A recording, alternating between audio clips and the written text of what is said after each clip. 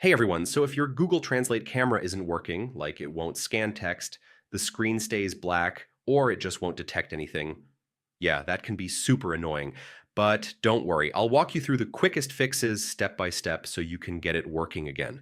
First things first, make sure Google Translate actually has permission to use your camera. If it's blocked, the feature just won't work at all. Go into your phone settings and allow camera access. Next, close the app completely and reopen it. Then go back into camera mode again. Sometimes it just glitches out in the background, so a quick restart fixes it more often than you'd think. Okay, this one sounds simple, but yeah, it matters. If your camera lens is dirty or blurry, Google Translate can't read text properly. Just wipe your camera lens and try again.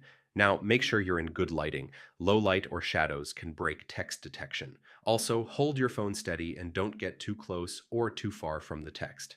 Next, check if your Google Translate app is updated.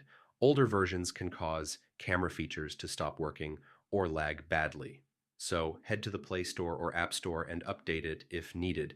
If it still isn't working, try clearing the cache or reinstalling the app.